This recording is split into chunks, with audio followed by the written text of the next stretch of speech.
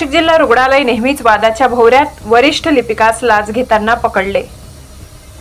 नाशिक येथील जिल्हा रुग्णालय हे नेहमीच विविध कारणाने वादाच्या भोवऱ्यात राहिले असून त्यातच जिल्हा रुग्णालयातील कनिष्ठ लिपिक आतिश छगन भोईर यांनी हॉस्पिटल खर्च व वैद्यकीय बिलाची फाईल पास करून देण्यासाठी 5,000 रुपये लाच मागितली। दिनांक 7 जून 2024 रोजी 7 वाजेच्या सुमारास लाच स्वीकारताना लाचलुचपत प्रतिबंध विभागाने रंगेहात पकडले असून त्यांच्यावर गुन्हा दाखल करण्यात आलाय।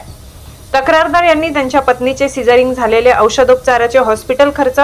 92,379 रुपयांचे वैद्यकीय बिल मिळणेकामी वैद्यकीय फाईल सामान्य रुग्णालय नाशिक येथे सादर केले असता आरोपी आतिश छगन भोईर कनिष्ठ लिपिक सामान्य रुग्णालय नाशिक यांनी वैद्यकीय बिलाची फाईल पुढील कारवाई करून लवकर आणून देण्याकरिता तक्रारदार यांच्याकडून एकूण बिलाचे 6% प्रमाणे 5,600 रुपयाची लाचेची मागणी करून तडजोडी अंती पंचायत समिती 5,000 रुपये मागणी करून सदर 5,000 रुपये लाचेची रक्कम दिनांक 7 जून 2024 रोजी 7 वाजेच्या सुमारास पंचसाक्षीदारासमक्ष